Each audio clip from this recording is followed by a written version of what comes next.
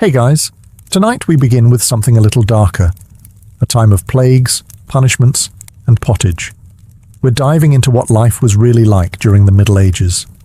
Forget the castles and chivalry Hollywood sold you. The truth?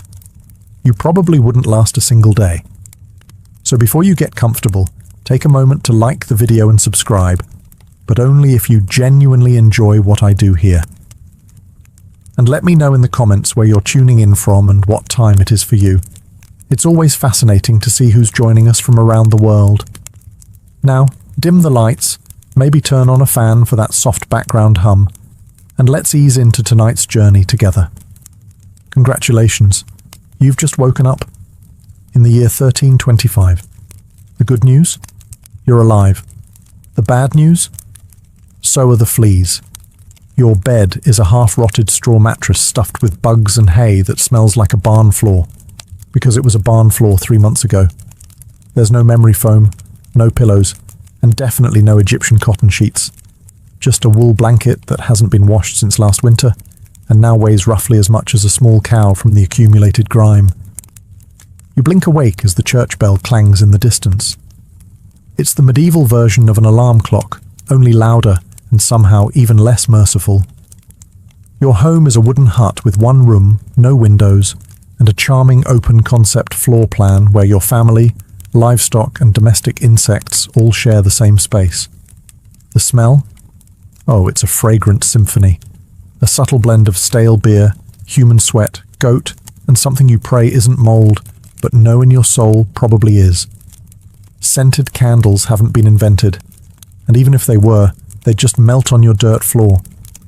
You try to stretch, but immediately regret it, because the air is freezing and your joints ache.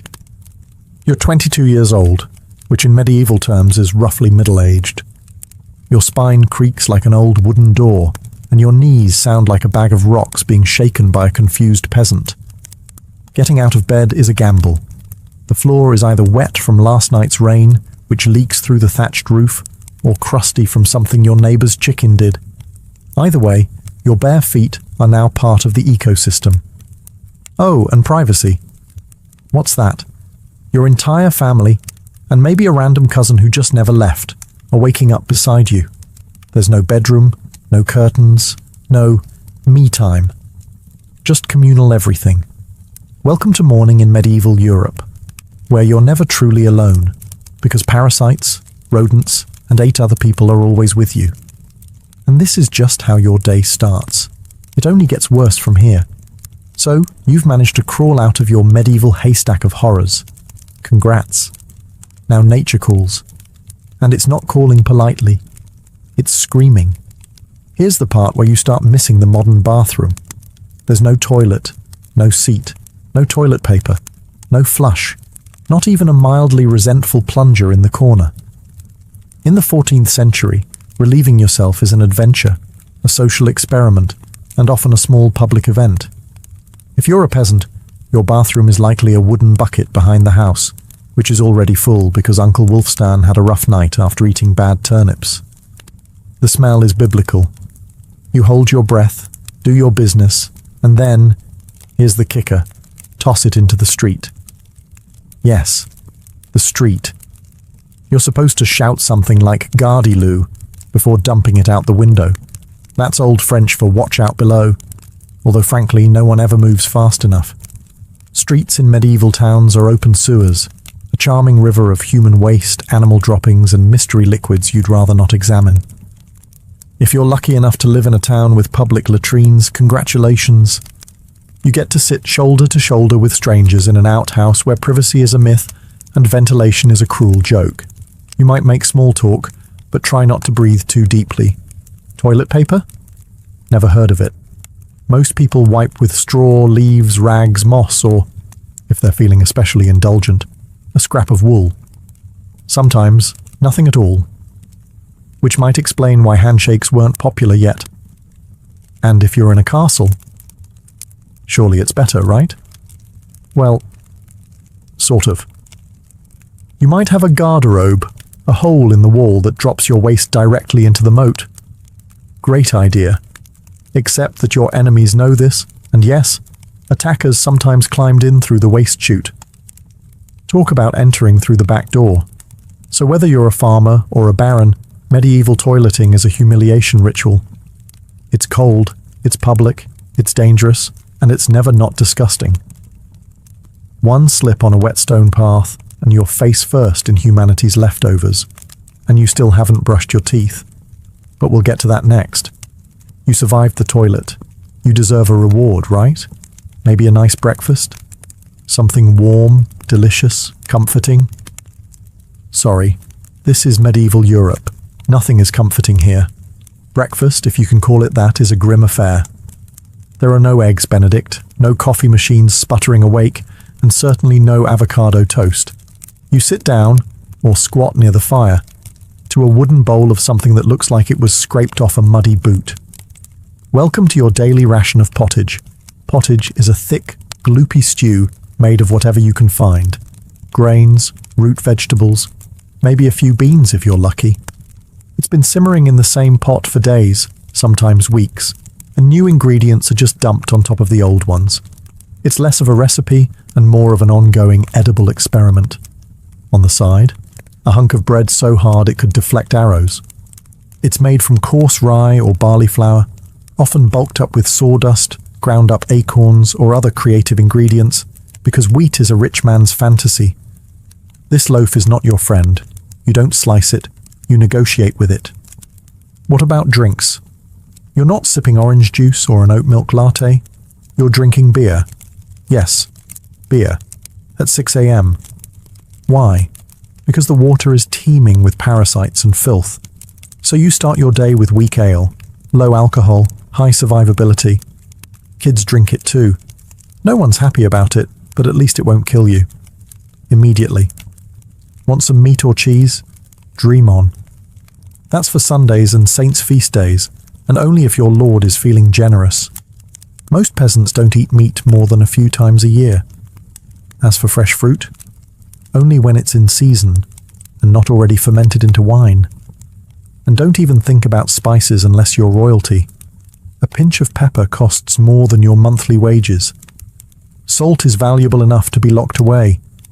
So you chew your gritty bread, gulp your medieval beer, and try not to think about the rat that may have nibbled your porridge in the night. Breakfast doesn't energize you.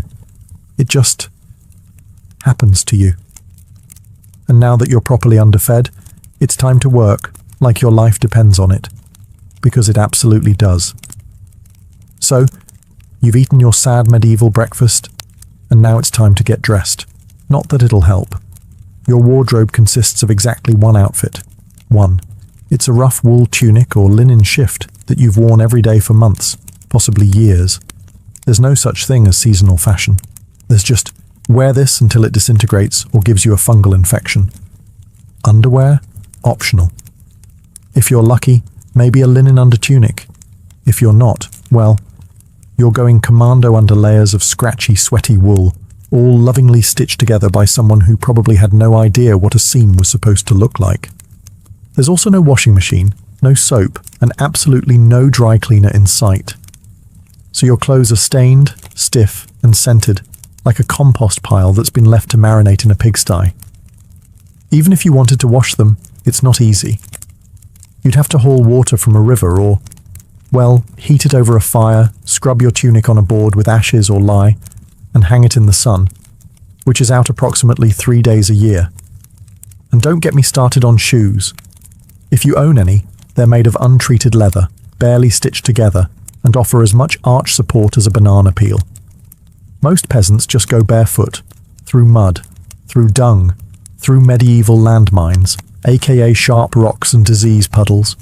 All this means one thing. Your skin hates you. You itch constantly. Fleas, lice, and bedbugs live rent-free on your body. Everyone has them. Nobles, lousy, monks, itchy, children, walking insect farms. No one escapes. You'll be scratching your armpit with a wooden spoon while chatting with the local priest, and no one will even bat an eye. Your skin is raw from rubbing, your scalp a battlefield of bites, and if you develop a rash, well, too bad. There's no dermatologist, no hydrocortisone, no one to tell you it's probably scabies. You just keep on suffering. And if you're lucky enough to not get an infection, great. That rash will simply accompany you for the next 6 months like an unwanted medieval sidekick. Now that you're dressed in misery and wrapped in discomfort, it's time to head outside and start working yourself to death. Now that you're fully dressed in itches and damp wool, it's time to flash that morning smile. Except, you don't. Because in the Middle Ages, smiling is a dangerous game. Not emotionally, dentally. There's no toothbrush, no toothpaste, no mouthwash, no floss. The concept of oral hygiene is about as popular as bathing, which is to say, not very. Some people might chew on a twig or rinse with wine or vinegar, but for the most part, your teeth are on their own, and they're not doing well. By the time you hit your mid-20s, your smile looks like something pulled from a haunted crypt. Cavities are rampant, gums are swollen. And those aren't just food stains on your teeth. That's decay. You have more rot in your mouth than a medieval root cellar. Sugar, while not yet everywhere, is becoming more common among the rich. Imported at great cost, mostly used in small cakes or to show off wealth. If you're a noble, congratulations. You get to rot your teeth faster than the peasants. If you're poor, you'll do it slowly over time with fermented bread, gritty porridge, and years of hard chewing. Toothaches? Get used to them. They're like medieval weather, always there in the background. The kind of pain that makes you consider praying, drinking, or pulling the tooth out yourself with a pair of pliers, and that's not a joke. That was the actual treatment. Dentists didn't really exist, but barber surgeons did. Yes, the same guy who cuts your hair is also pulling your molars out by candlelight with an iron hook and zero anesthesia. Infected tooth? Hope you like fevers, because without antibiotics, it can easily turn into sepsis and kill you. From a toothache. That's right.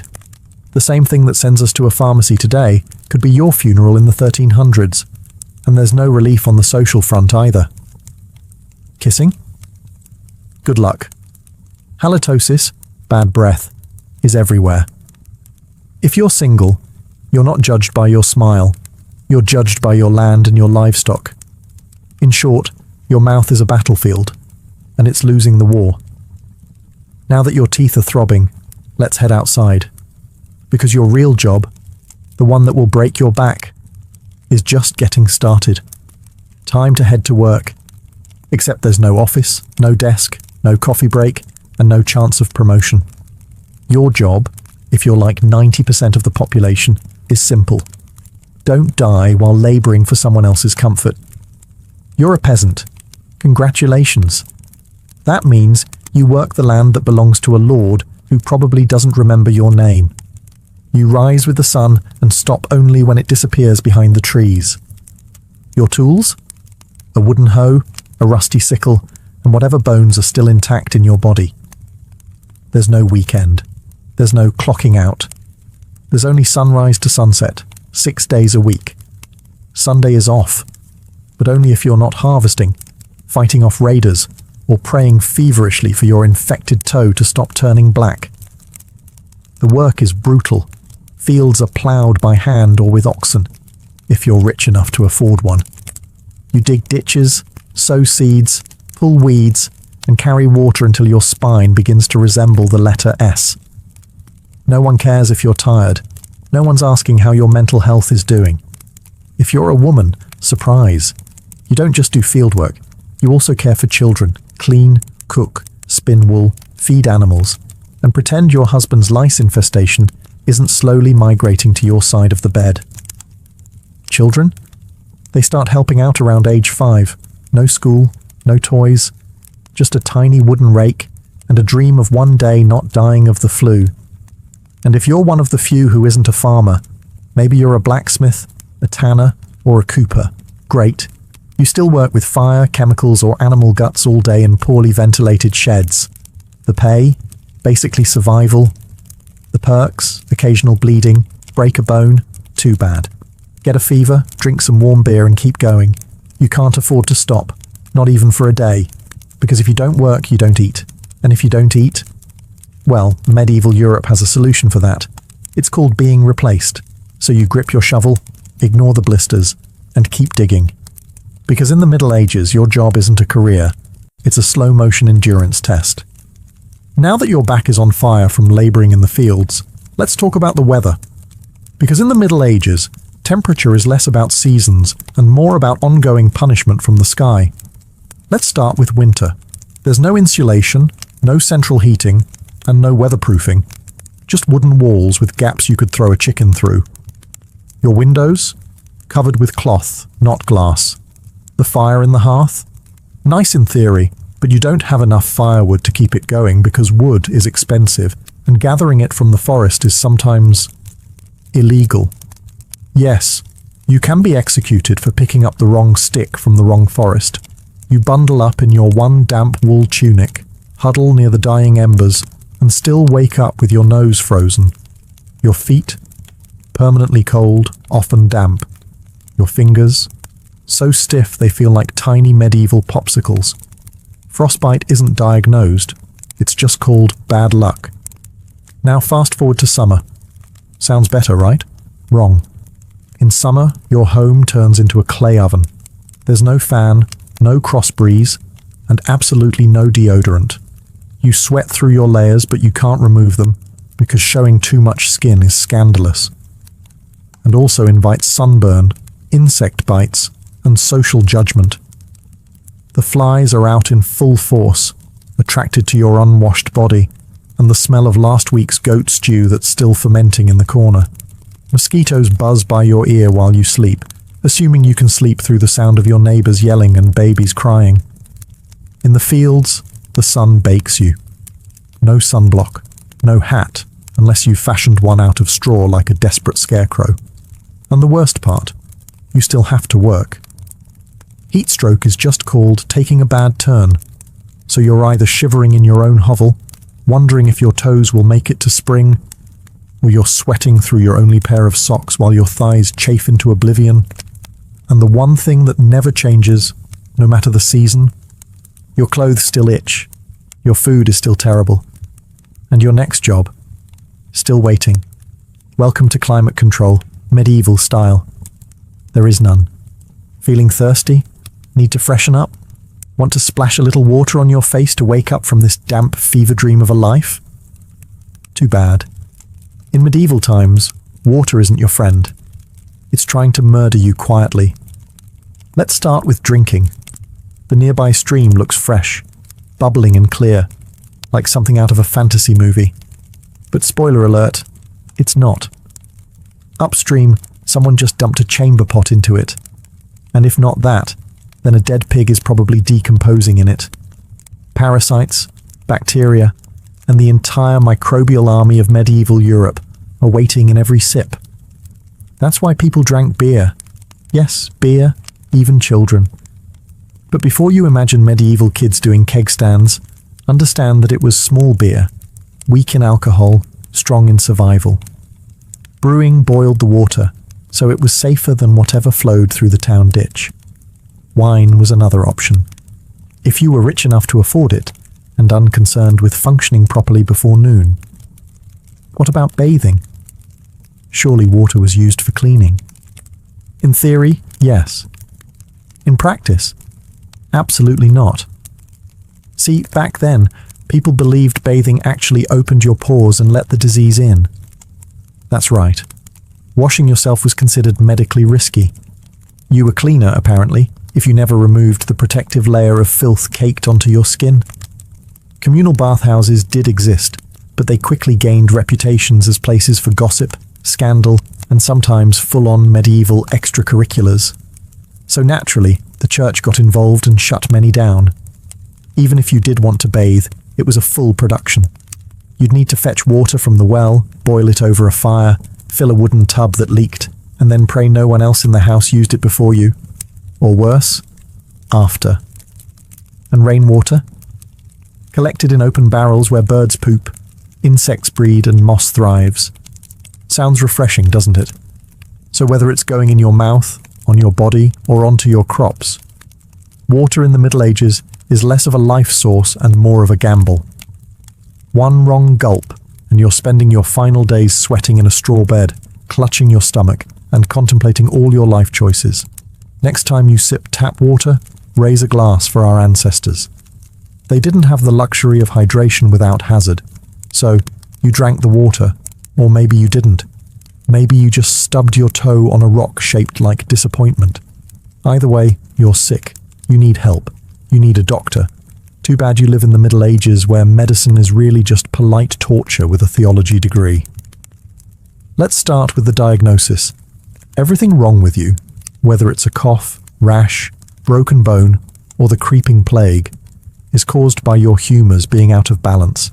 The 4 humours were blood, phlegm, yellow bile, and black bile.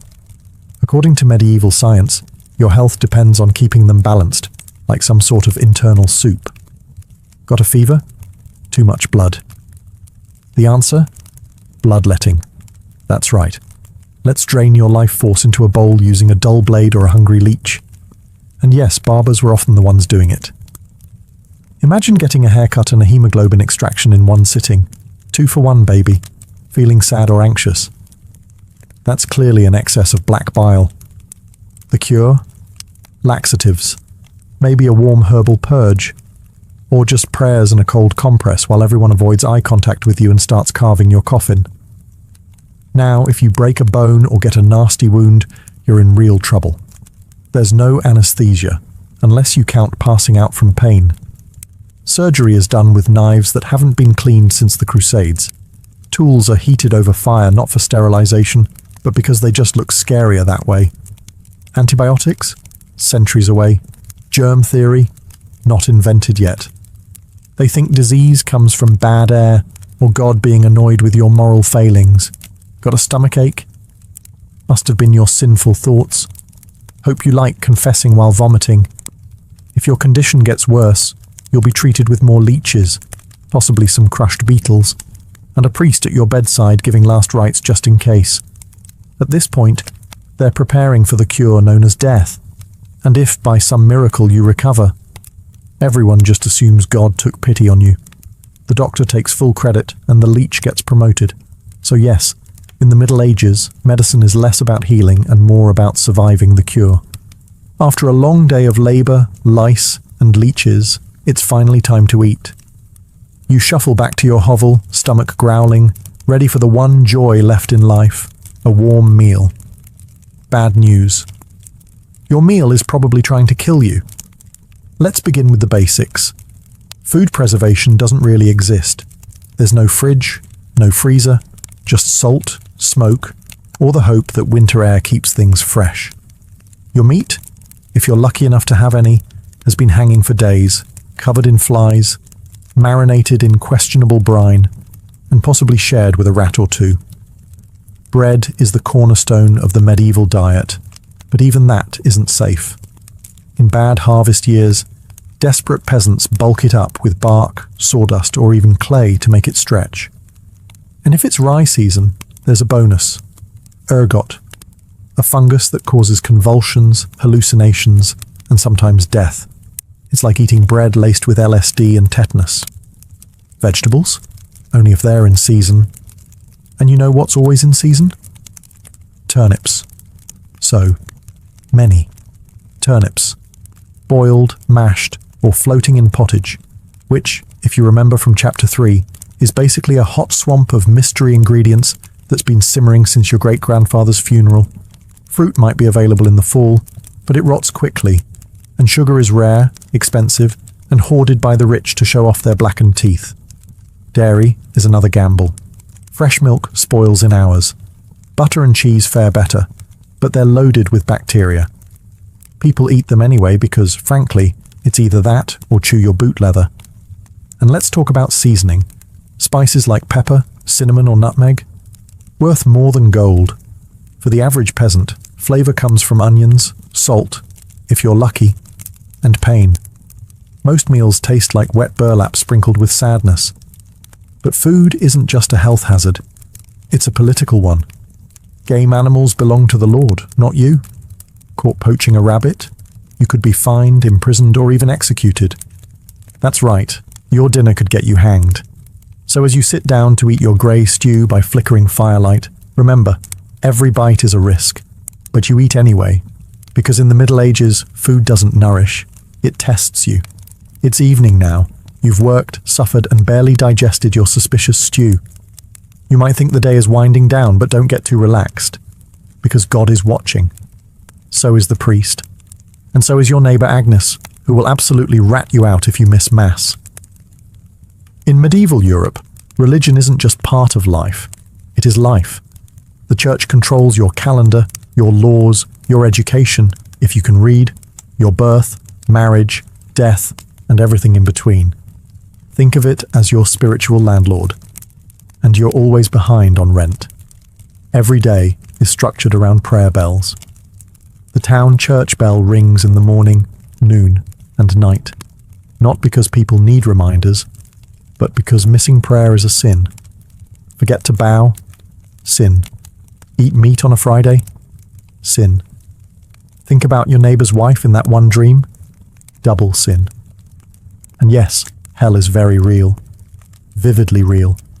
Priests describe it in glorious detail. Rivers of fire, lakes of boiling blood, demons with pitchforks and eternal wailing.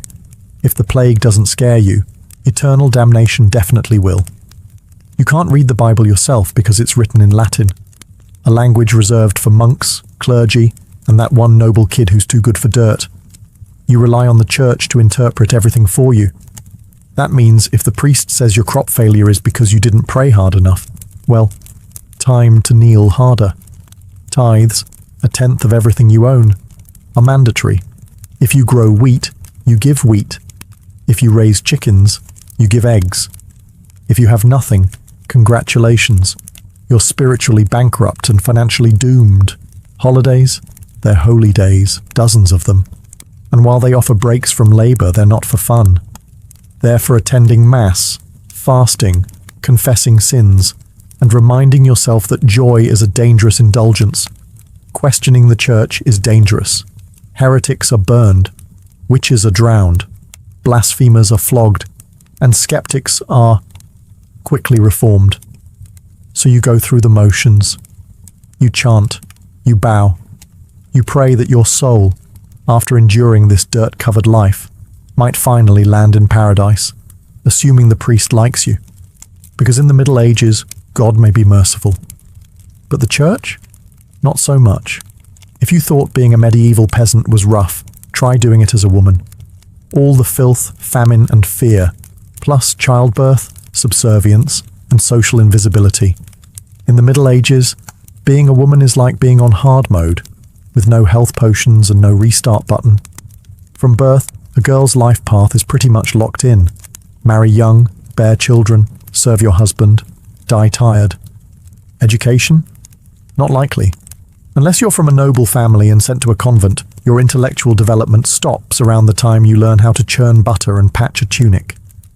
Marriage happens early. Really early. It's not weird to be betrothed at 12 and pregnant by 14. It's not about love. It's about land, livestock, and alliances. Your opinion? Not required. Once married, you're basically your husband's property. Your job is to produce heirs, feed everyone, keep the house running, and not complain. Because complaining might get you branded a nag, or worse, a witch. That label comes with a complimentary drowning or burning, depending on local fashion. Childbirth is a death lottery. There's no prenatal care, no sterile tools, no anesthesia.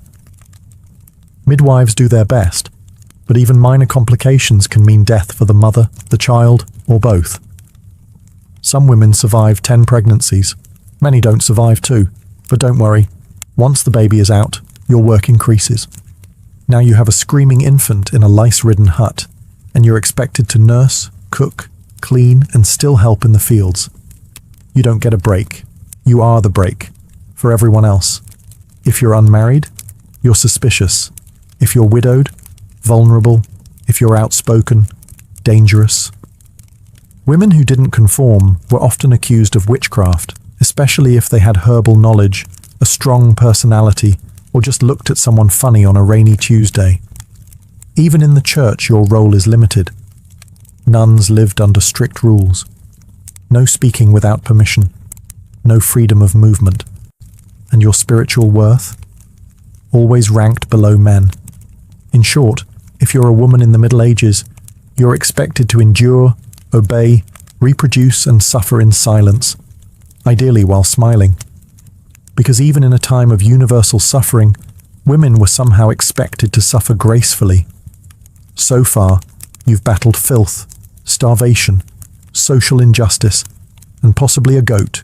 But just when you think your day can't get any worse, here comes violence, loud, bloody, and often completely acceptable by medieval standards.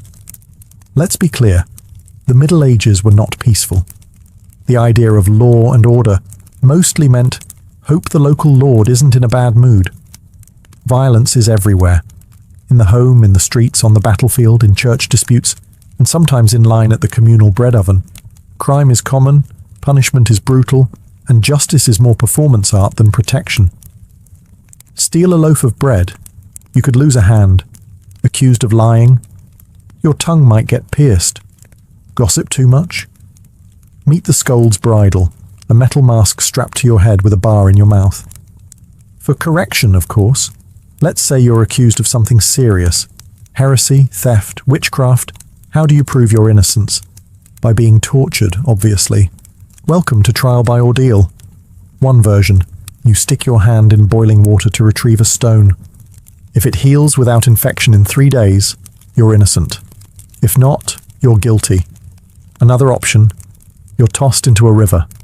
If you sink, you're innocent, and probably dead.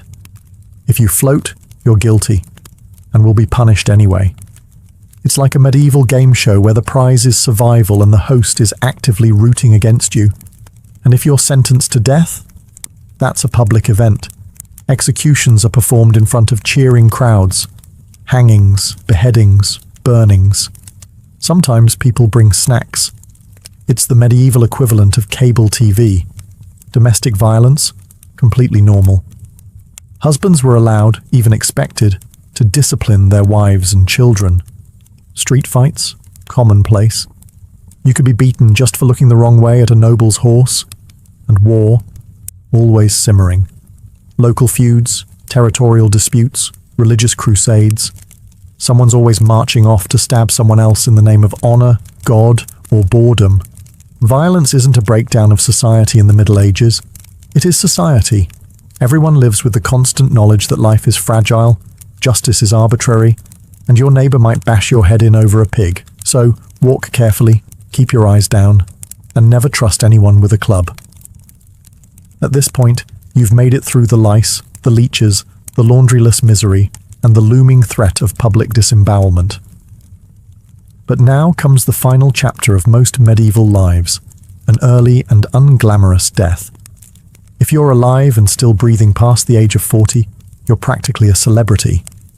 You might even be referred to as the Old One, which is less of a nickname and more of a statistical miracle.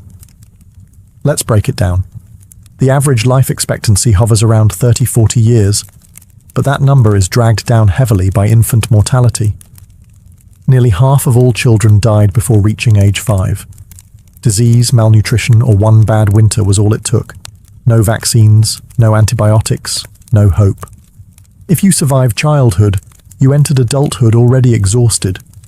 Work began as soon as you could walk upright, and by 25, your joints creaked like a monastery door.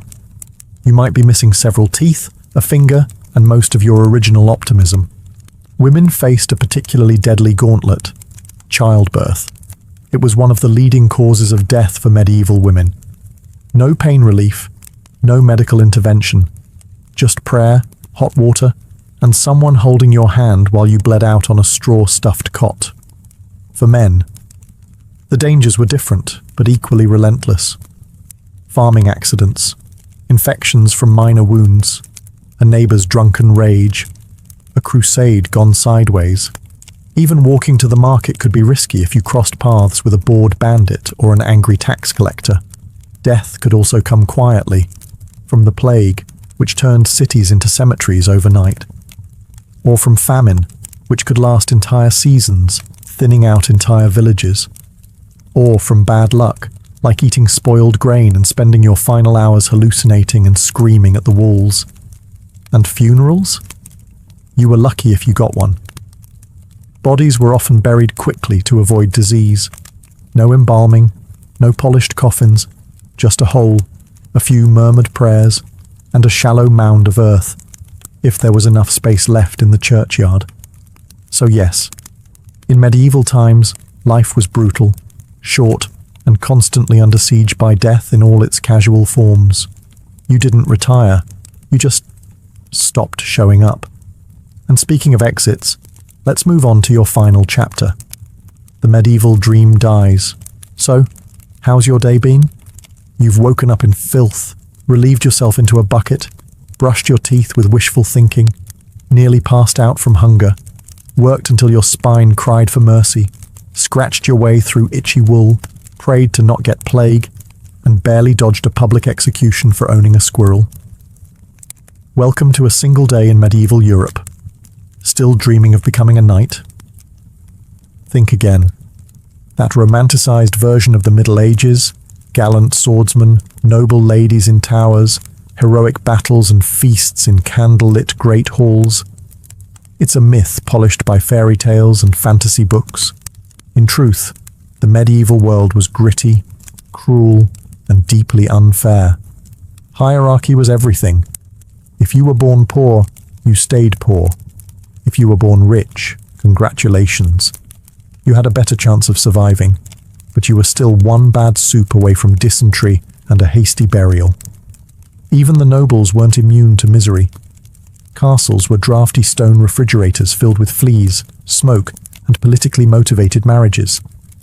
Sure, you had a fur cloak and a goblet of wine, but also a 50% chance of dying in a skirmish or from an infected splinter. Not exactly luxury. The simpler times weren't simple. They were relentless. Everything took longer. Everything hurt more. Everything, from childbirth to chewing, came with consequences. Life was survival, not leisure. And if you did find a quiet moment to think, to dream, to imagine something better, there wasn't much you could do with it. No upward mobility, no modern medicine, no internet to Google, what's this weird rash? You lived, suffered, worked, and died within a 10-mile radius of where you were born. But here's the wildest part.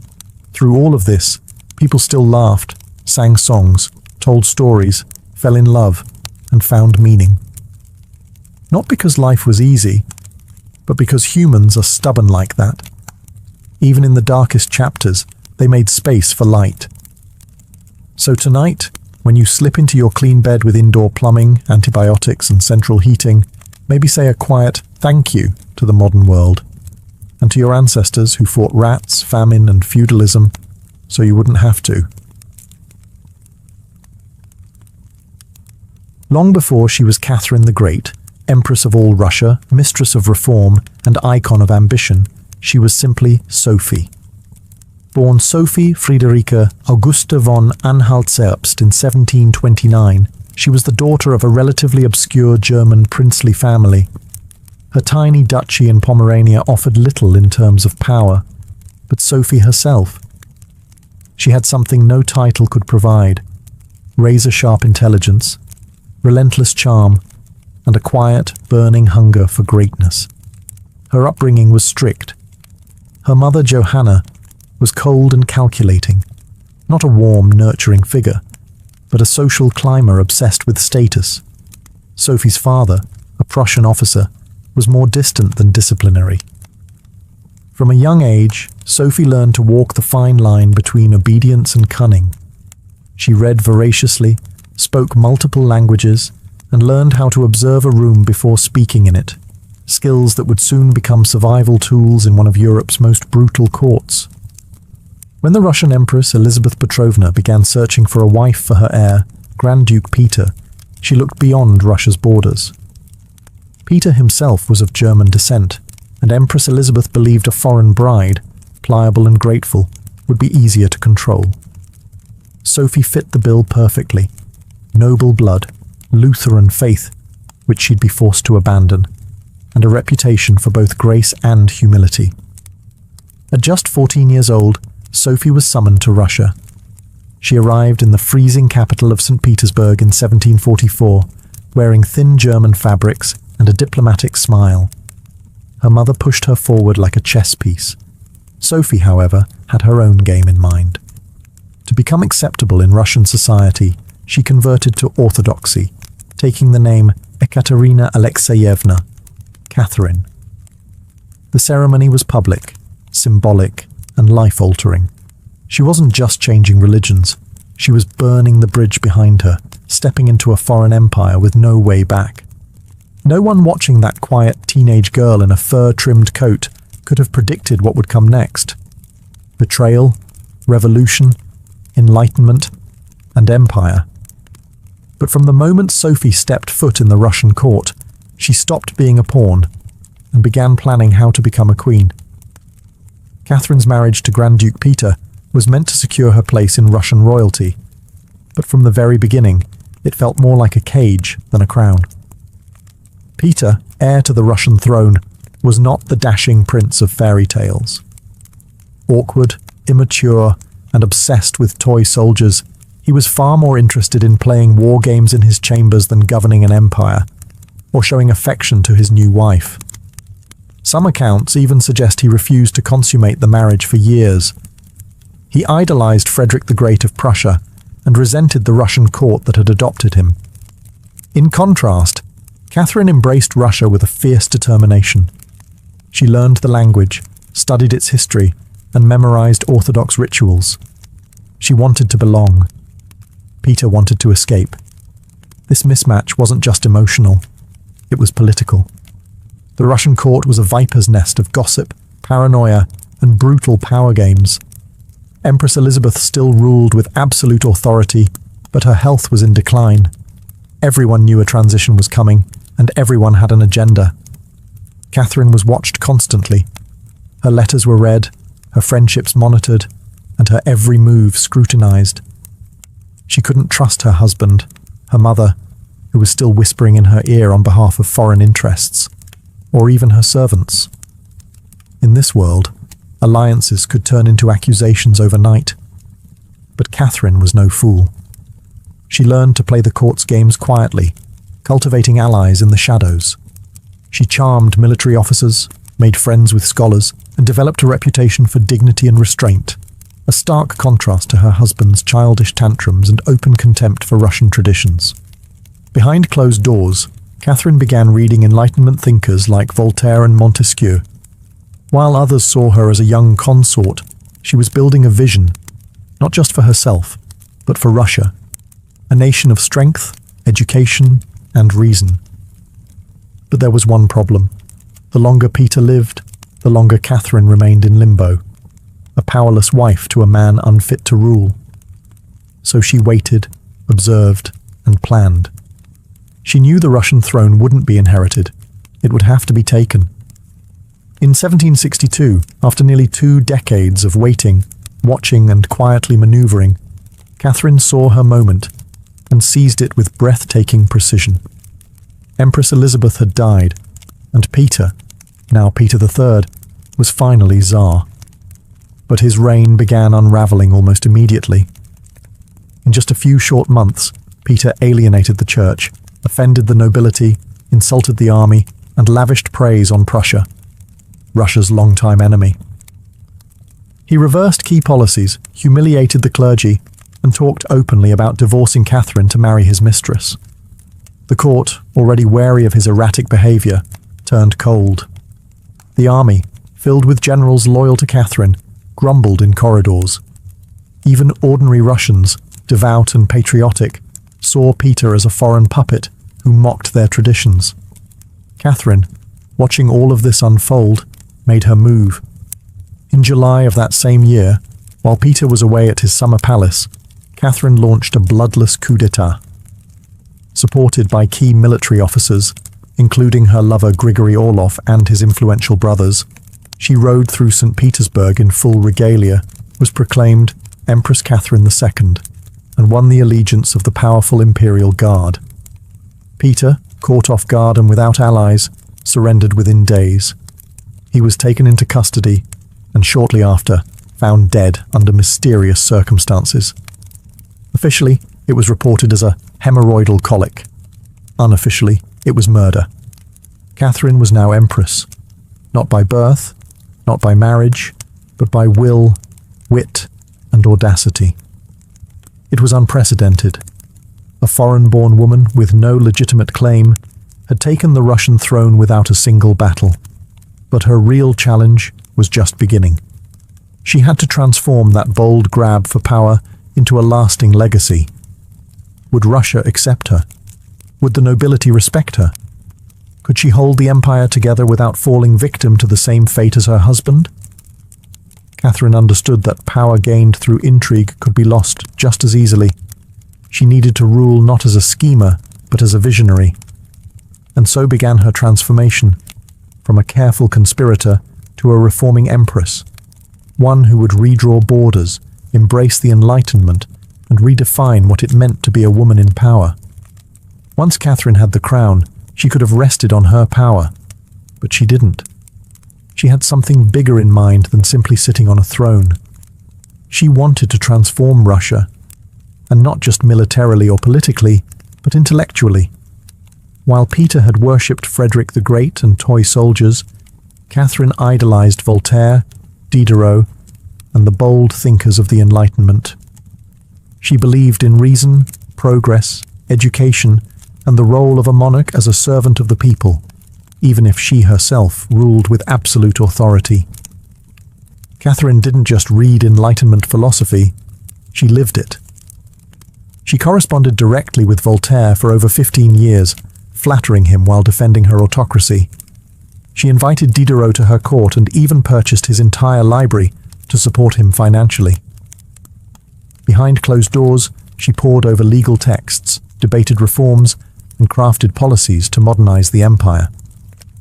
Her early reign was filled with efforts to codify Russian law. She formed the Legislative Commission in 1767, an ambitious project intended to rewrite the entire legal code of Russia.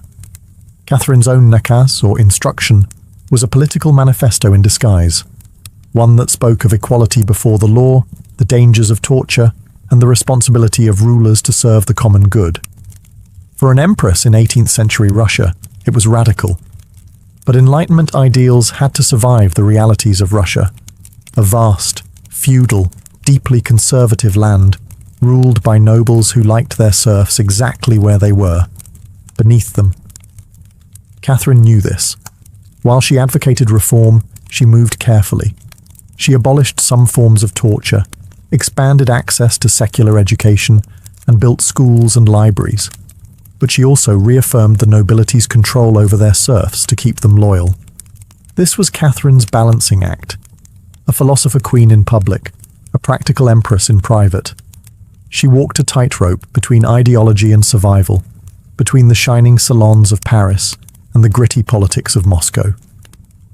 Her vision for Russia was bold, but always calculated. In many ways, Catherine wasn't trying to make Russia European. She was trying to make Russia modern, on her terms. And that meant reform, yes, but with an iron hand in a velvet glove. Catherine wasn't content with reforming Russia from within. She wanted to expand it outward, to make it an empire worthy of fear, admiration, and envy.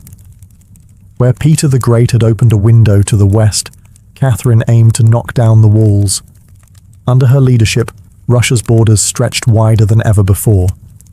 She waged wars not just to defend her crown, but to reshape the map of Europe. One of her most significant campaigns was against the Ottoman Empire. These wars, fought in waves throughout the 1760s and 1770s, weren't just about territory. They were about influence. Catherine saw herself as the liberator of Orthodox Christians living under Muslim rule and as the rightful protector of Eastern Europe. Under generals like Alexander Suvorov and Grigory Potemkin, Russia captured key regions including Crimea, the northern coast of the Black Sea, and access to warm water ports, something Russian Tsars had coveted for generations. These victories weren't just military, they were symbolic. With each conquest, Catherine sent a message. Russia was no longer the distant, backward cousin of Europe. It was a continental force. She also turned her gaze westward. In a series of deals and diplomatic maneuvers, Catherine participated in the partitions of Poland, carving up the struggling Polish-Lithuanian Commonwealth along with Austria and Prussia.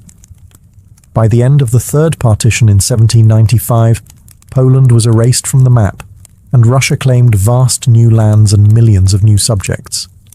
But Catherine didn't just conquer with armies. She also colonized with ideas. New cities were built. Trade routes were expanded. German settlers were invited to cultivate Russian farmland. The empire became a mosaic, from the icy Baltic to the sun-drenched shores of the Black Sea. And through it all, Catherine remained the central force, reading reports, issuing orders, and personally overseeing the shape of her expanding empire. Critics would accuse her of being power-hungry, even imperialistic. But to Catherine, expansion wasn't ambition, it was destiny. A great ruler, she believed, was measured not just by ideas but by borders. She didn't just want to rule Russia.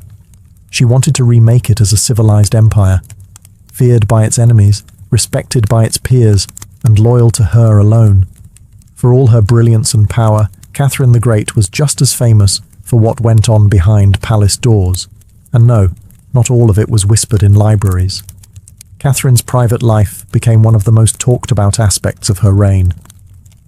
She had lovers, not just one or two, but a carefully curated parade of them, many decades younger, often handsome, and sometimes politically influential.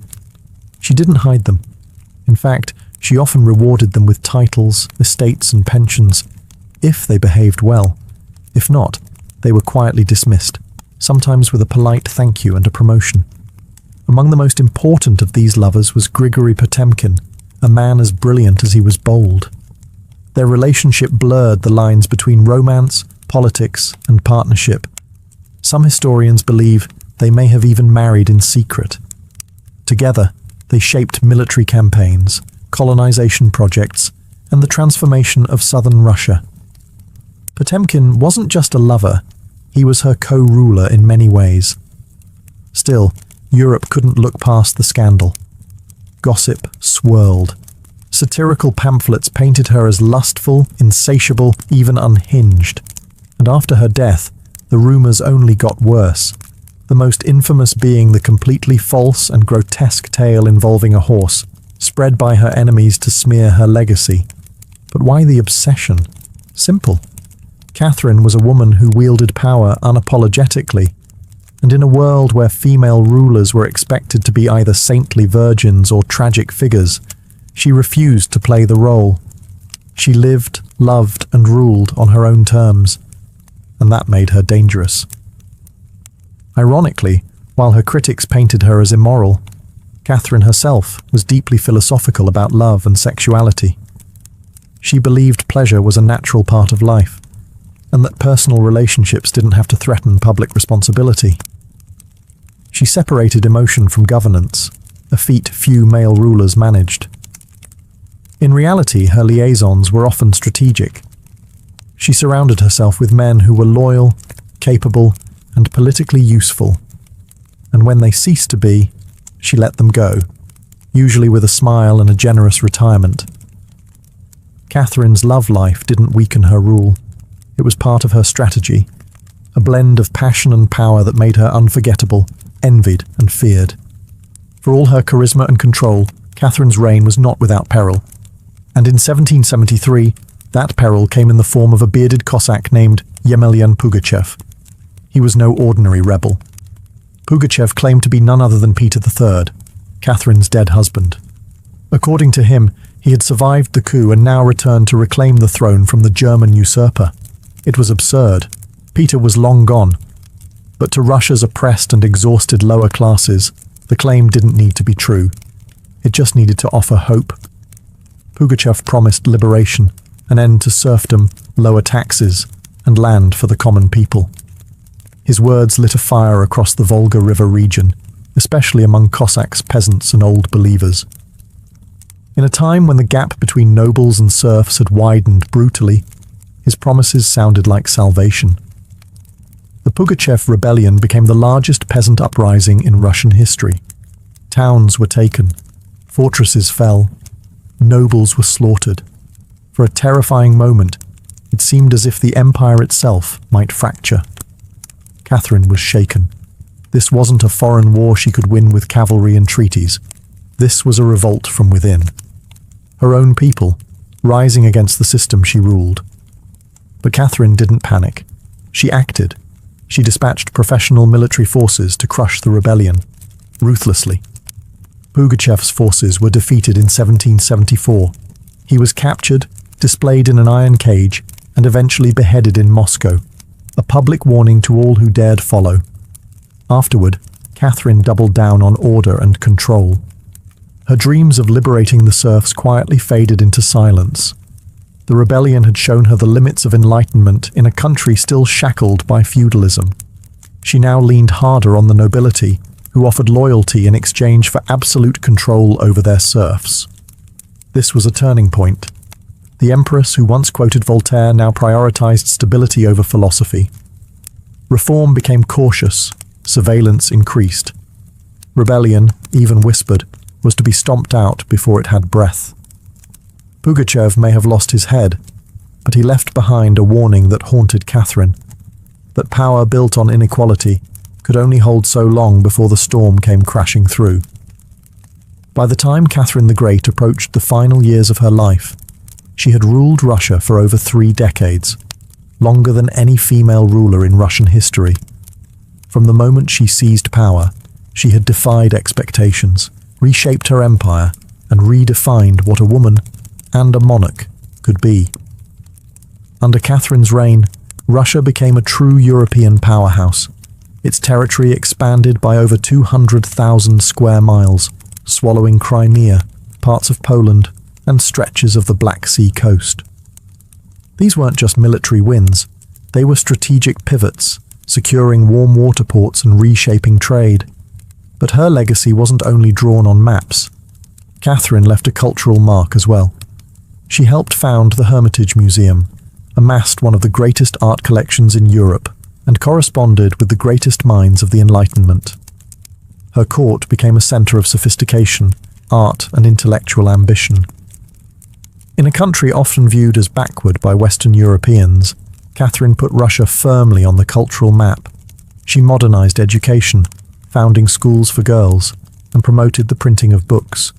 She introduced smallpox inoculation to Russia, even publicly receiving the vaccine herself, an act of scientific bravery in her time. Yet, her reign was also one of contradictions. While she admired Enlightenment ideals, she never freed the serfs. In fact, she extended serfdom deeper into Russia's territories. Her reforms, while impressive, remained mostly top-down, designed to polish the empire without truly transforming its foundations. Still, Catherine's rule brought stability and ambition. She understood that power was not inherited. It was crafted, managed, and constantly defended. She ruled not by divine right, but by force of will, political brilliance, and relentless calculation. She was called many things: a usurper, a tyrant, a reformer, a seductress. But above all, she was effective. When she died in 1796, Russia was wealthier, larger, and more formidable than it had been in centuries.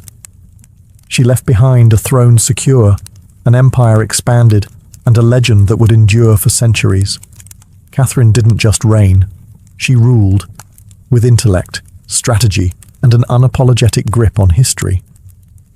And in doing so, she became more than an empress. She became a myth. For all her power, expansion, and enduring legacy, Catherine the Great was still, at her core, a woman navigating a man's world and reshaping it in her image.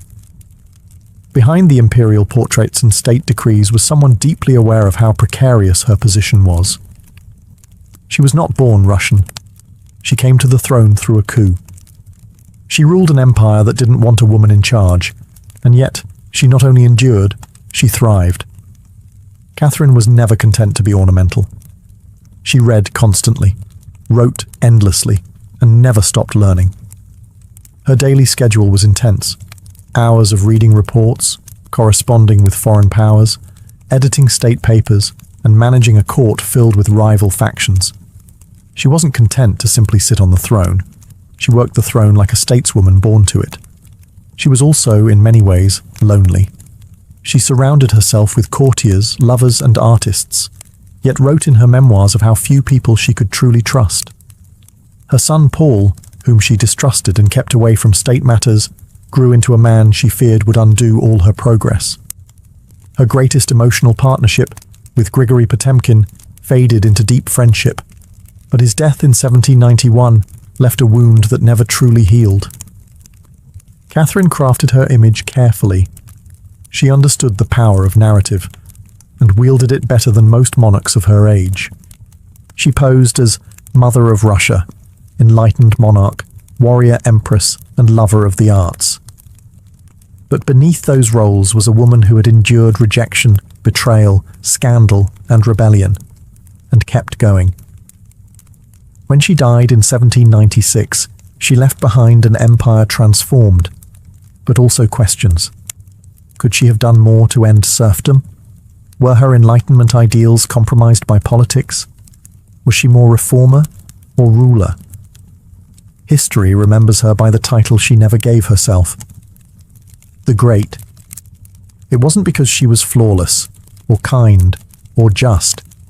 It was because she took power and wielded it on her own terms, in a time and place where women weren't supposed to have any.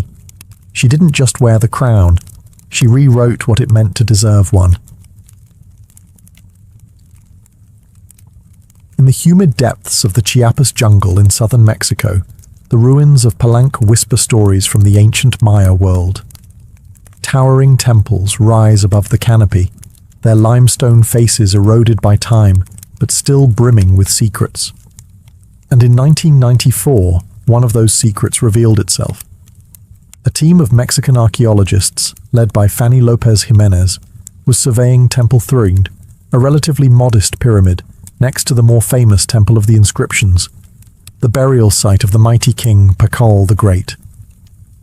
Temple Thrind wasn't expected to hold much, until they noticed something odd, a sealed, hidden chamber beneath the structure. No looters had touched it. It was pristine. When the archaeologists broke through and lowered themselves inside, they found a stone sarcophagus resting in silence. The air was heavy with the weight of centuries. As they opened the lid, red dust rose like smoke. Brilliant, shocking red. The interior was covered in powdered cinnabar, a toxic mercury sulfide used ceremonially by the Maya. And lying within that crimson cloud was the skeleton of a woman. She had been buried with care and reverence. Her bones were fragile but intact, her skull still wearing a jade mask, and her body surrounded by funerary offerings. Necklaces, diadems, ear spools, all crafted from jade and shell. Everything about the burial screamed royalty. Yet no name was inscribed, no glyphs identified her. It was one of the richest female burials ever found in Mesoamerica. And yet, it was a total enigma. Why was she buried in red powder? Who was she? Was she a queen, a priestess, or perhaps even Pakal's wife? The researchers called her the Red Queen, and the name stuck. But even with modern forensics, they couldn't say for sure who she was, only that she had lived around the 7th century, during the golden age of Palenque. Unlike most Maya tombs, hers had been hidden, untouched, and purposefully isolated. Her burial wasn't just ceremonial, it was spiritual. This woman wasn't meant to be remembered with words. She was meant to be remembered through ritual, through color, and through the mystery she left behind. The most haunting feature of the Red Queen's tomb wasn't her jade jewelry or the silence of the sealed chamber. It was the red dust. A thick layer of powdered cinnabar covered everything. The sarcophagus, the walls, her bones, even the offerings around her. It clung like blood to stone. To the Maya, this was no accident. Cinnabar, made from crushed mercury sulfide, was one of the most sacred and dangerous substances in the ancient world. Its vibrant red color wasn't just visually striking. It symbolized blood, rebirth, and the life force that connected the human and divine realms. Red was sacred. It was the color of sunrise, of sacrifice, of life emerging from death. And it wasn't just symbolic, it was spiritual. Covering the dead in cinnabar was a ritual meant to transform the body, preserving it not for eternity, but for transition. In Maya belief, death wasn't the end. It was a passage, a crossing into another cosmic layer. And so the Red Queen, whoever she was being prepared not just for burial, but for deification. But there's another layer to this. Cinnabar is toxic. Repeated exposure can lead to mercury poisoning, tremors, hallucinations, even death. The Maya likely didn't understand the chemistry, but they felt its potency. It was volatile, powerful, dangerous. To bathe a corpse in it was to declare this person was no ordinary mortal. In Palenque, very few were buried with cinnabar. Pakal the Great, the mighty king whose pyramid dominates the site, was one. His body, like hers, was also saturated in the red powder. That detail alone drew speculation. Was the Red Queen his wife? His mother? Or someone of equal divine status? Her skull had been placed on a layer of jaguar skin, another sacred symbol. Around her, bone needles, obsidian blades, and miniature jade figurines hinted at rituals performed either during her life or in her honor at death. Every part of her burial told a story without words, a story of power cloaked in secrecy, a woman prepared to cross into the underworld, not in silence, but in ceremony, drenched in the color of sacrifice. Surrounding the Red Queen's crimson-drenched remains was a world of silence, broken only by the gleam of jade, shell, and obsidian. These were not mere ornaments. They were offerings, each one carefully chosen to accompany her on the journey to the Maya afterlife, the Xibalba. At her sides were jade necklaces, heavy and cold, their polished surfaces still radiant after 300 years underground. Jade was not just beautiful, it was sacred. The Maya considered it a symbol of eternal life. It represented the green of maize, the vitality of the jungle, and the breath of the gods. Only the elite were buried with jade. For the Red Queen, it covered her chest, wrists, and ears, a clear sign that in life she wielded influence, perhaps even divine favor. One of the most haunting objects was the jade funerary mask, placed delicately over her face. Unlike the golden death masks of Egypt, this one was subtle, constructed from dozens of tiny mosaic tiles, arranged to mimic the contours of her skull. The mask served a ritual function, to protect the soul, to preserve identity, and to present her as divine in the eyes of the gods. Scattered near her bones were bone needles, obsidian blades, and shell artifacts. These could have been tools of ritual or symbols of her status, as priestess, healer, or royal matriarch. One bone pin was engraved, faint but purposeful, a small echo of her voice lost to time. At her feet and along the edges of the tomb were ceramic vessels, still sealed, likely once filled with offerings, food, drink, or incense to sustain her spirit beyond death. The Maya believed the afterlife was a journey, dangerous, layered, filled with challenges. These items weren't luxuries, they were necessities. To modernize, the tomb feels intimate, not overloaded, but intentional. There was no gold, no chariots, no pomp, just items chosen with spiritual weight.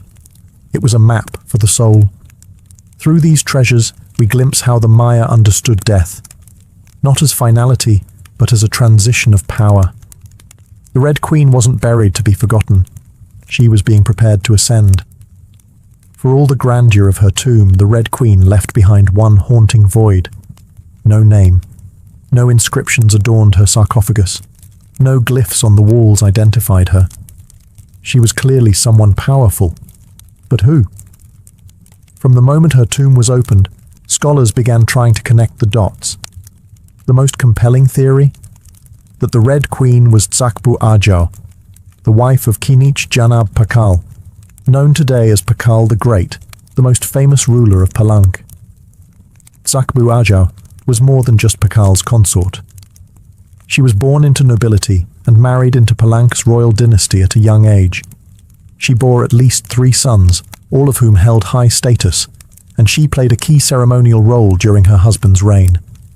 If anyone could be buried with such honor, it was her. Supporting this theory was the tomb's location, just a few feet away from Pakal's own grand burial in Temple of the Inscriptions. The proximity suggests a deliberate pairing, husband and wife, rulers even in death. And then there's the cinnabar. Only 2 burials in Palank were found with such intense cinnabar coverage, Pakal and the Red Queen. It's unlikely this was coincidence. But here's where the mystery deepens. DNA tests were conducted on both sets of remains in hopes of confirming the connection. But the results? Inconclusive. The woman's bones showed no direct maternal link to Pakal, but that didn't rule out a spousal relationship. After all, marriage does not require shared blood. Some have argued she could have been Sakkuk, Pakal's powerful mother, who ruled Palank before he came of age. Others suggest she may have been a high priestess, or a sister, or a royal ancestor whose name has simply been lost to history's erosion. Still, the evidence points most strongly to Tsakbu Ajau, a queen by title, a mother of kings, and a spiritual counterpart to Pakal. The lack of a name may not be an oversight. It may have been intentional. In Maya cosmology, the soul lived on not through monuments, but through ritual, symbol, and the whispers of the earth. And so the Red Queen remained suspended between legend and truth. A woman who ruled, remembered not in stone, but in scarlet and silence. To understand the Red Queen, we must understand the world she came from, a world where Maya women, especially royal ones, held more influence than many realize. In Maya civilization, politics was often a family affair. Royal women weren't merely passive consorts. They were diplomats, priestesses, and power brokers. They conducted rituals, sponsored temples, and played crucial roles in maintaining dynastic legitimacy. Their bloodlines were political capital, used to forge alliances and secure claims to the throne.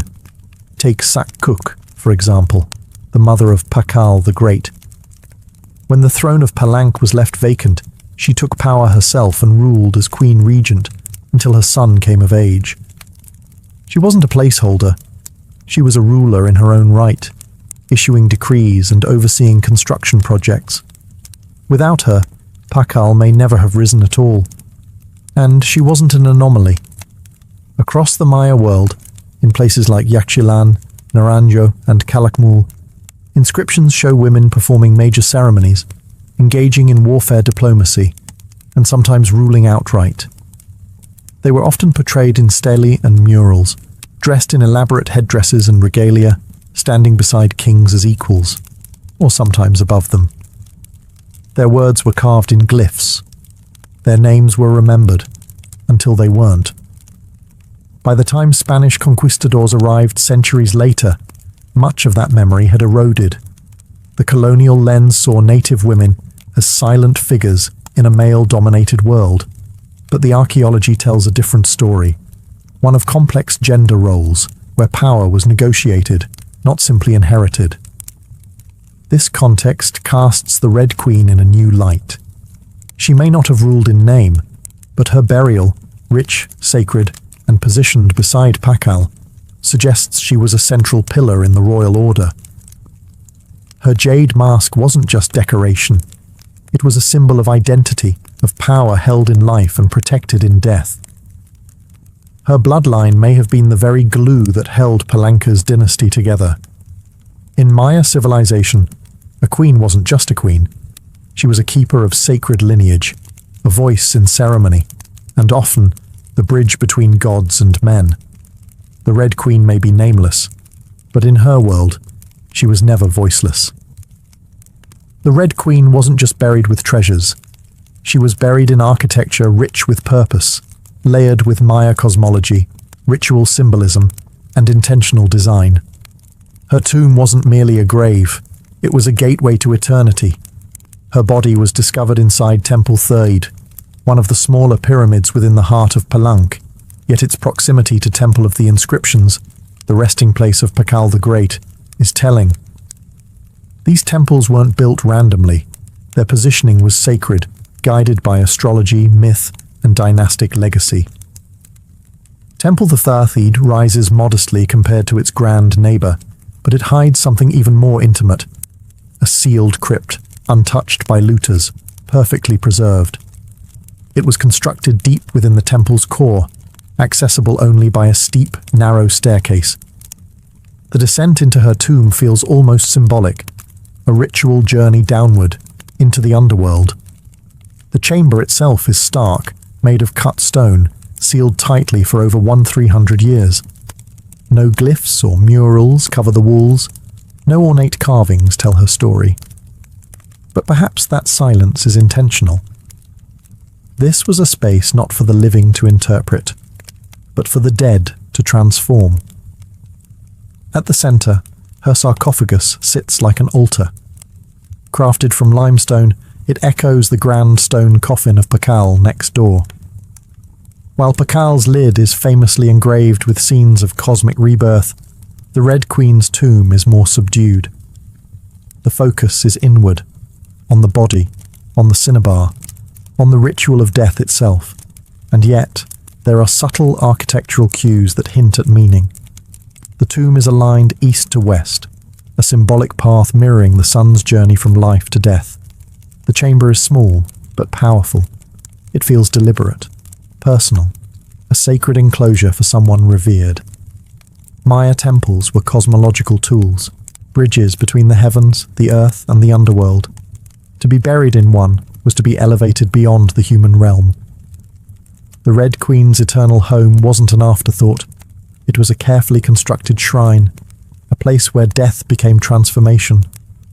Her bones rest in stone, her essence in cinnabar, and her legacy in the architecture itself. A temple that speaks without words, telling us she mattered. To the ancient Maya, death wasn't the end.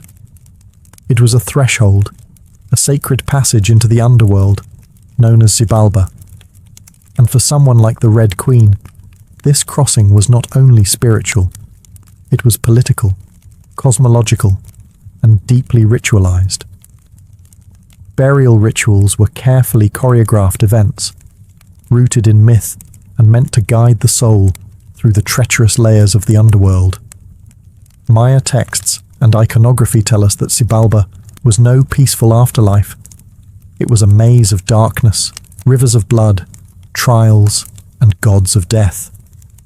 Only those properly buried, ritually prepared, and spiritually equipped could make the journey successfully. The Red Queen was buried wrapped in cinnabar, encased in stone, and surrounded by offerings, all signs of an elite burial. But there's more. The presence of bone needles and obsidian blades in her tomb hint at auto-sacrifice rituals, possibly symbolic tools representing rites she had performed in life, or that were reenacted at her burial to empower her spirit. Her funerary mask, carefully assembled from jade tiles, was not simply decorative. It may have served as a spiritual vessel, preserving her face and identity as she journeyed into the afterlife. In Maya belief, the face was a mirror of the soul, and the soul needed to be recognized by the gods. The ceramic vessels surrounding her may have once held chocolate, maize, water, or even pulque to nourish her in the next world. Other items, like stingray spines or shell trumpets, could have represented spiritual tools, calls to the gods, or tokens of ritual communication. Burial wasn't just a goodbye. It was a transformation. The Maya believed in cycles, death as seed, burial as planting, and the afterlife as rebirth. Kings and queens were often seen as earthly incarnations of gods, and in death they returned to those divine origins. The Red Queen, covered in the color of blood, entombed in a pyramid and honored with offerings, was being prepared for rebirth, not as a mortal, but as a being tied to the sacred order of the cosmos. Her burial wasn't the end of her story, it was the beginning of her legend. Just a few steps away from the Red Queen's final resting place lies one of the most iconic tombs in Mesoamerica, that of Kinich Janab Pakal, known simply as Pakal the Great. His burial inside the Grand Temple of the Inscriptions is celebrated for its artistry, scale, and deeply spiritual symbolism. But what makes the Red Queen's tomb so extraordinary is not only what was inside, it's where it was found. Her sarcophagus was hidden within Temple 3, directly adjacent to Pakal's monument. In a city like Palanque, where every temple was carefully positioned to reflect cosmic principles, this closeness was no coincidence. It was intentional, a statement etched in stone. Many scholars believe the Red Queen was Tzakbu Ajao, Pakal's queen and trusted consort. While her tomb lacks inscriptions, the similarities between their burials are striking. Both wrapped in cinnabar, both entombed in pyramids, both buried with jade, and both treated with extreme reverence.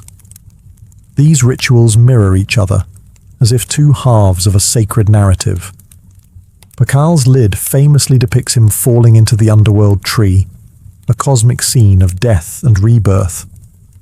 The Red Queen's simpler tomb contains no such iconography, but the symbolism lies in the pairing itself. If Pakal represented the sun, journeying through the underworld at night to rise again, then the Red Queen may have represented the moon, the feminine force that follows its own mysterious path in the sky. Together, they embodied a cosmic duality, masculine and feminine, king and queen, sun and moon, order and ritual. In Maya mythology, rulership was not singular, it was relational. Harmony in the cosmos required balance, and that balance extended into the dynastic court. By placing the Red Queen beside Pakal, the Maya were preserving not just a marriage, but a cosmic partnership.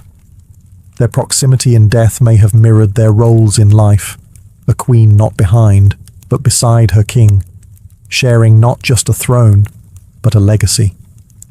In their tombs, they speak without words. Two souls, wrapped in cinnabar and stone, joined across eternity, one of history's most sacred silences.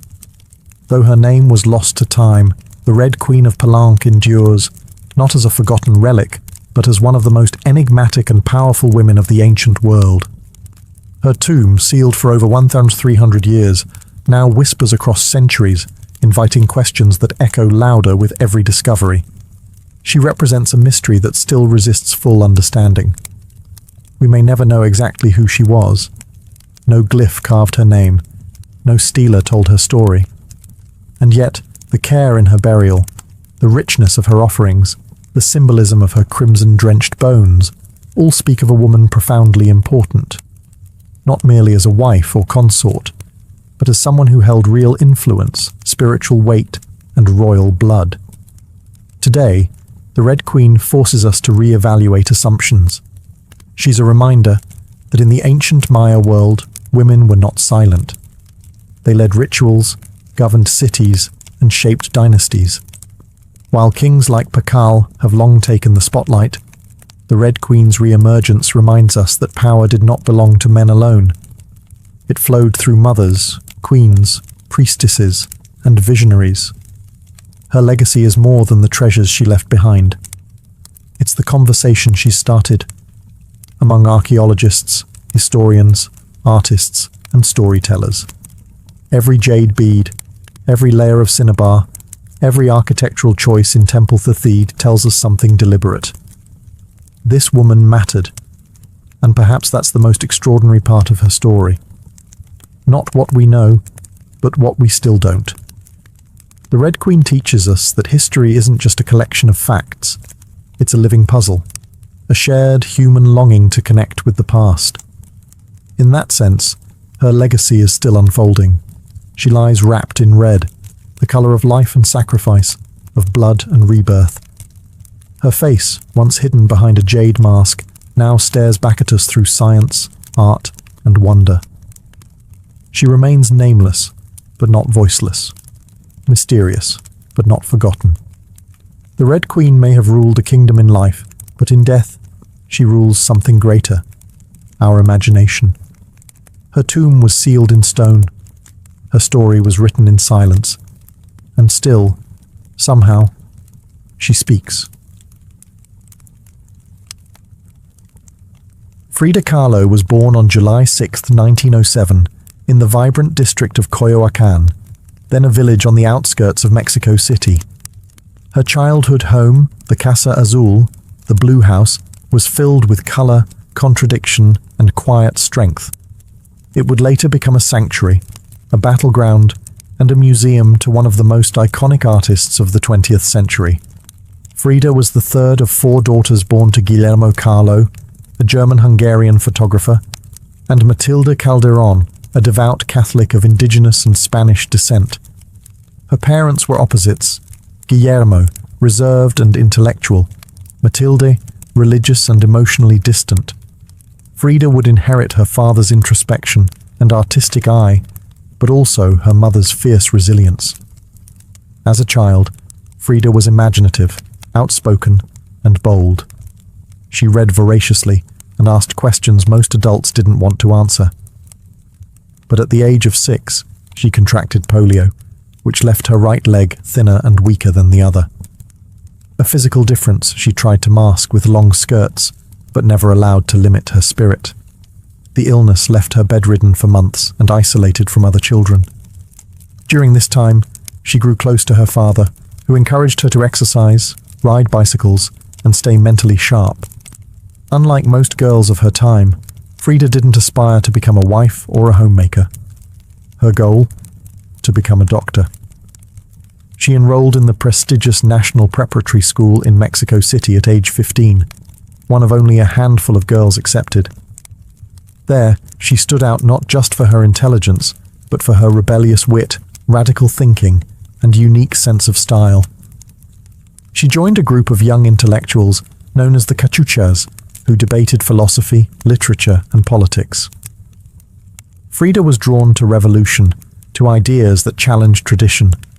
But even in those early years, before the bus crash that would define her body, and before the fame that would define her legacy, Frida Kahlo was already painting herself into the world, with sharp edges, unapologetic ideas, and an identity too big to fit inside anyone else's expectations. She wasn't just growing up in Coyoacán, she was preparing to remake herself entirely. On September 17, 1925, Frida Kahlo's life was split in two: the girl she had been and the woman she was forced to become. That afternoon, she boarded a wooden bus with her boyfriend, Alejandro Gomez Arias, after school. They were laughing, teasing each other, and probably arguing. Frida never did anything halfway. But moments later, the bus collided with a streetcar, and in an instant, her future unraveled into pain, metal, and silence. The crash was horrific. The streetcar crushed the bus against a wall, splintering wood and flinging passengers. Frida was impaled by an iron handrail. It entered her left hip and exited through her pelvis. Her spinal column fractured in 3 places.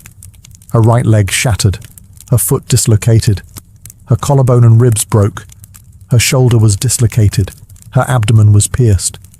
She was just 18 years old. A man covered her with a borrowed overcoat. Someone else noticed her body was sparkling, not from blood, but from the gold powder she had been carrying in a pouch. It had exploded on impact, dusting her broken form in what looked like glittering ash. Frida was taken to the Red Cross hospital and underwent numerous surgeries over the following months. She spent weeks in a body cast, flat on her back, immobile, writhing with infection and uncertainty.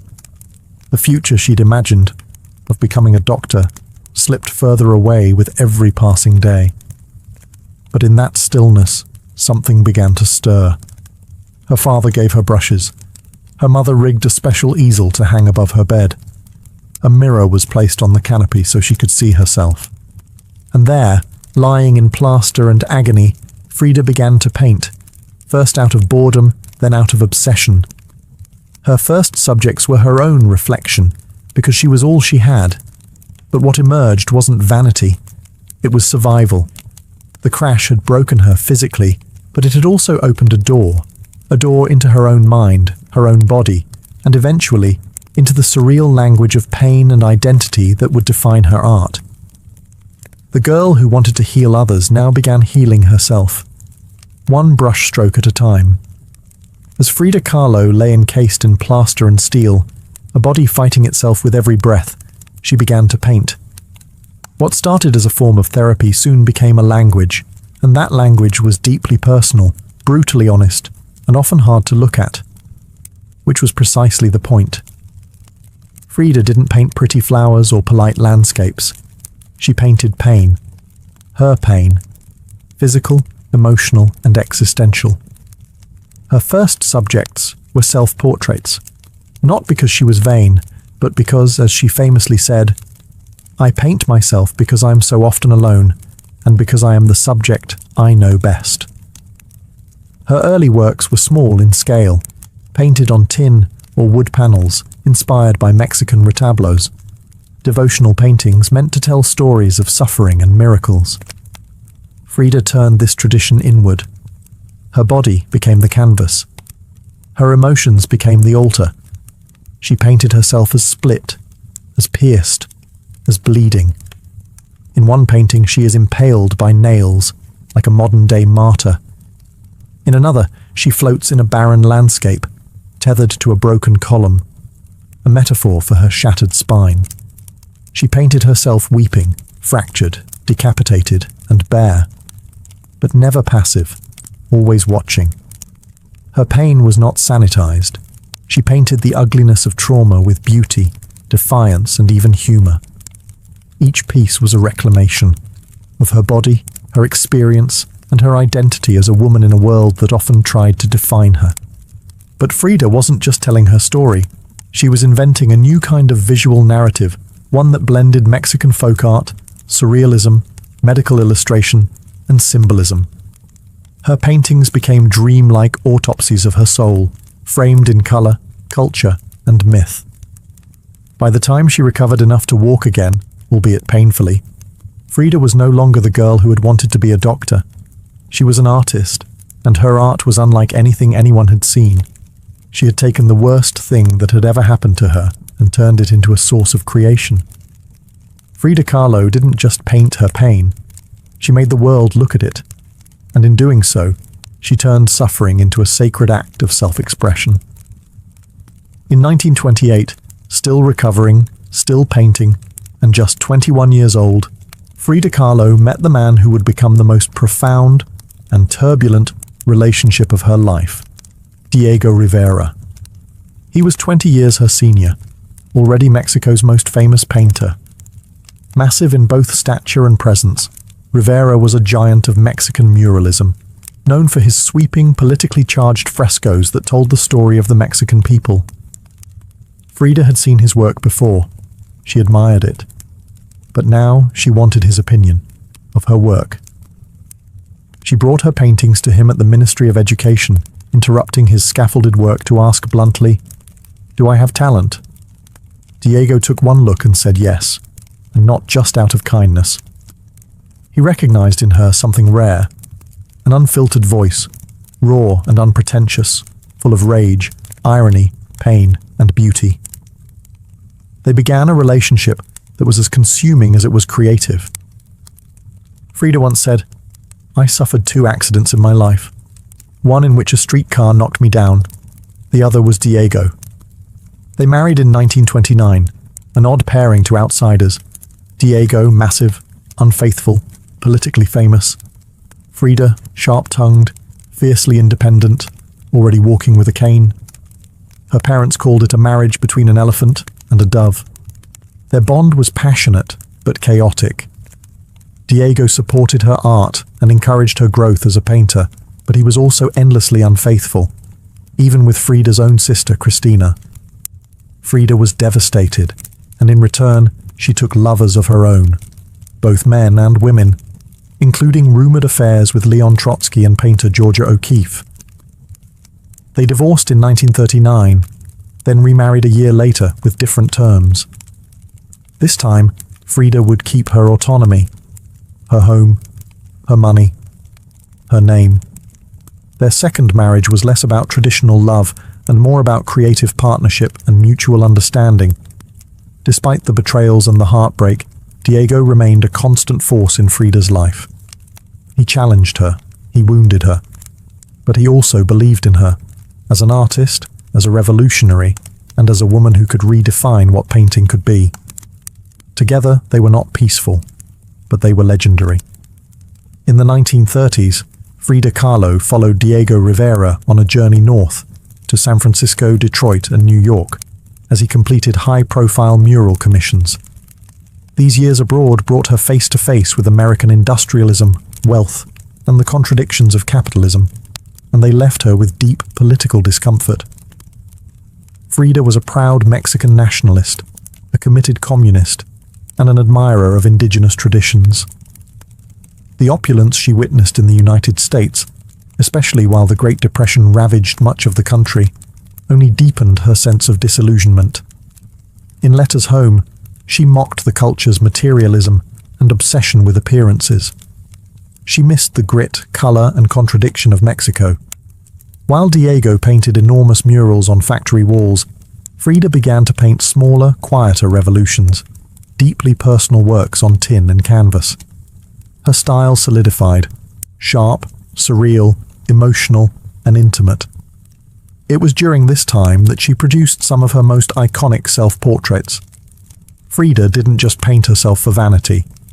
She painted herself to survive. Her identity became her landscape.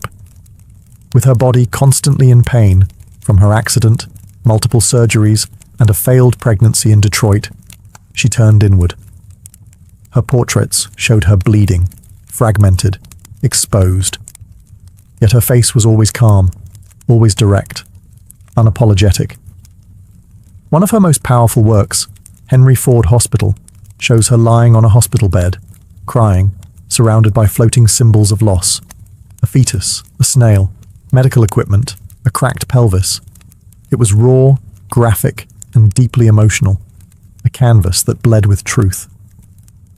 Back in Mexico, Frida immersed herself in leftist politics. She and Diego welcomed Leon Trotsky into their home while he lived in exile.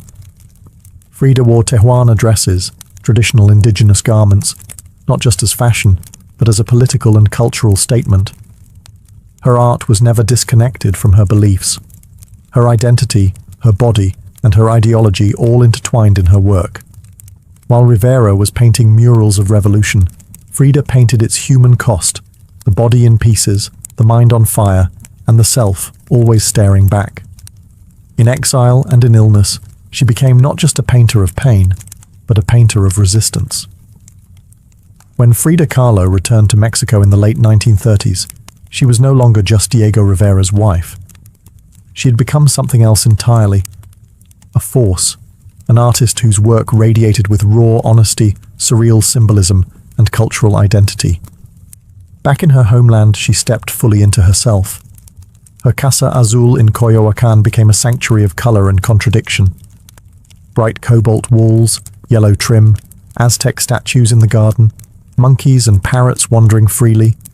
The house was a living extension of Frida's imagination. It was a blend of tradition and rebellion, elegance and earth. Here, she surrounded herself with pre-Columbian artifacts, ex-votos, folk art, and revolutionary books. She wore bold Tijuana dresses, wove flowers into her hair, and painted amid the scent of copal incense and the sounds of mariachi on the street outside. This period marked an explosion of creativity. Her paintings became more intricate, more symbolic, and more political. Works like the two Fridas revealed a divided self, one in European dress with a bleeding heart, the other in indigenous clothing, strong and composed. It was Frida's visual autobiography, a portrait of love, loss, and heritage. In 1939, she exhibited her work in Paris, where artists like Picasso, Breton, and Kandinsky praised her fiercely original style. But even among the surrealists, Frida stood apart. When André Breton tried to label her as one of their own, she pushed back. "They thought I was a surrealist," she said. "But I wasn't. I never painted dreams. I painted my own reality." She painted Mexico, not the romantic postcard version, but the living, breathing country she adored. Her work pulsed with symbolism, skeletons, hummingbirds, hearts, thorns, corn, and blood. She honored the indigenous roots of her homeland while unmasking the violence of its past and present. But even as her artistic voice grew stronger, her health continued to decline. Multiple surgeries, infections, and chronic pain became daily realities. Still, she painted through it, propped up in bed, torso bound in corsets, fingers clenched around the brush. Frida had returned to Mexico not to rest, but to reclaim her power, through paint, through politics, and through her fearless embrace of the self. As the 1940s wore on, Frida Kahlo's body continued to betray her. Her spine was deteriorating. Her right leg was constantly infected. She underwent more than 30 surgeries in her lifetime, often in grueling succession. At times, she was bedridden for months, encased in body casts or immobilized by traction devices that stretched her bones apart. But still, she painted. Each canvas during these years became both a release and an act of resistance. Her works grew darker, more defiant. She painted with a clarity sharpened by pain, refusing to hide behind metaphor. In The Broken Column, she presents herself split down the middle, her body pierced with nails, a cracked ionic column replacing her spine. Yet her face is stoic, her gaze unflinching. Pain for Frida was no longer just a subject. It was her companion, her antagonist, her muse. Her political voice also grew louder. She joined the Mexican Communist Party, marched in demonstrations, wrote fiery letters, and called out imperialism and injustice. When her health no longer allowed her to walk, she appeared at protests in a wheelchair, defiantly holding signs and shouting slogans. In 1953, Frida was given her first solo exhibition in Mexico, a long overdue celebration of her art. But her health was so fragile, doctors told her she couldn't attend. So she did what only Frida would do. She arrived by ambulance, carried in on a stretcher, and placed in the center of the gallery on her hospital bed.